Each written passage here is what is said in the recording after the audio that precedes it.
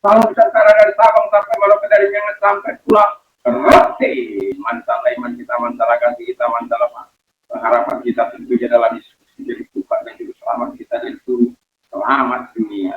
Jangan katakan bahwa Yesus bukan Tuhan, jangan katakan pula bahwa Yesus bukan juru selamat. Dia adalah Tuhan, dia adalah juru selamat. Kalau engkau percaya, engkau akan diselamatkan. Kalau tidak percaya, engkau akan. Ayat 3 ayat 36 berkata bahwa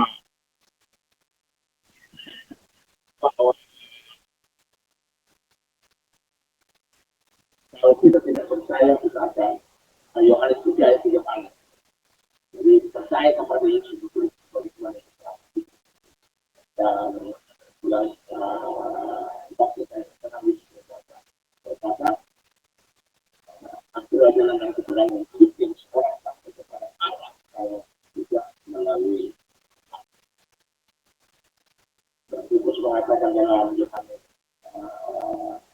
dalam pasal 12 dan keselamatan tidak dalam satu prinsip yang terang dia Yesus Kristus karena dibawa kemenangan itu dalam memberikan kepada manusia yang perlu kita puji nama Tuhan.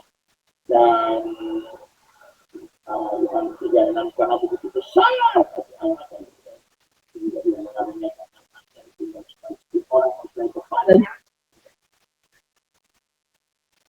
Saudara yang percaya akan memperoleh hidup yang kekal. Haleluya.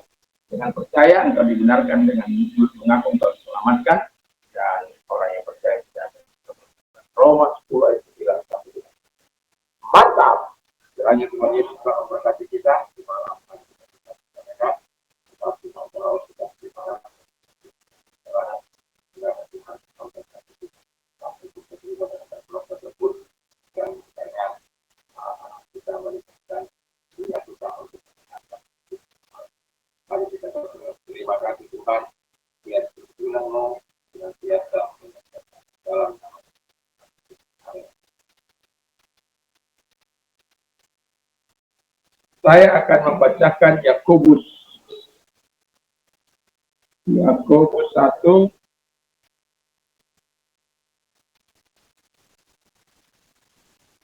ayat 5 sampai 8.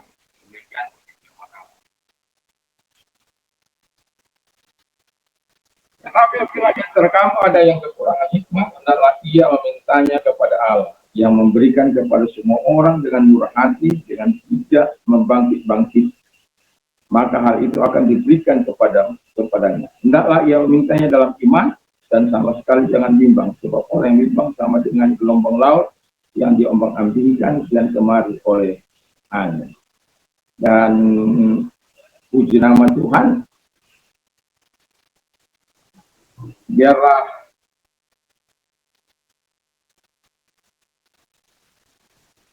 kita senantiasa percaya pada firman Allah, dan tema kita adalah tuntunan Tuhan.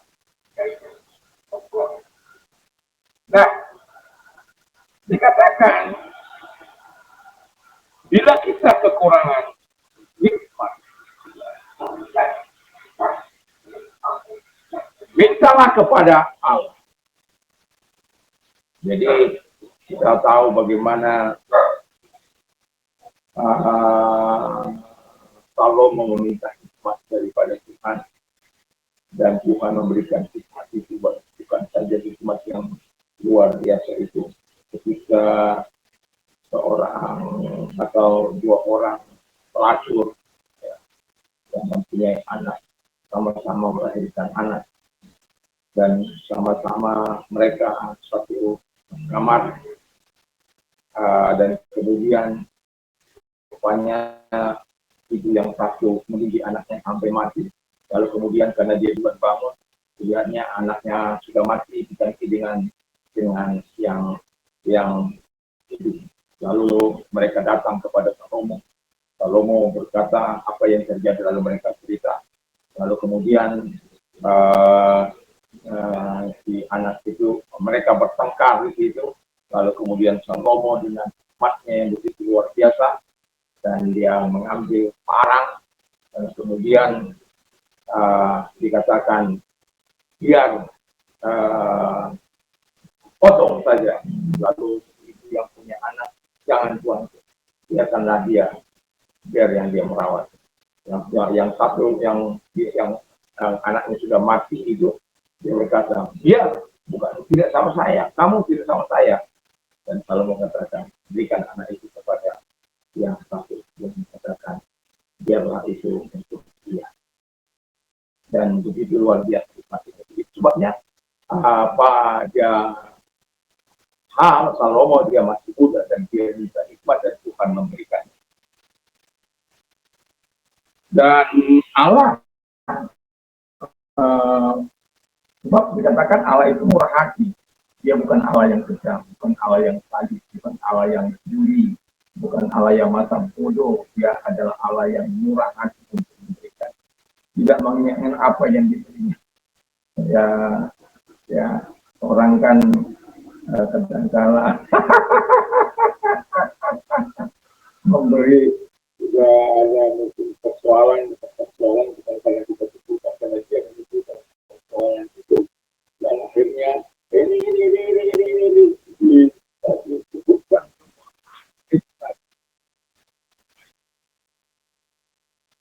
kemudian meminta dengan iman, ya. Jadi hikmat itu harus diminta dengan iman, karena kita katakan jangan bimbang, jangan ragu atas apapun yang kau minta. Termasuk kalau kita meminta iman, jangan ragu.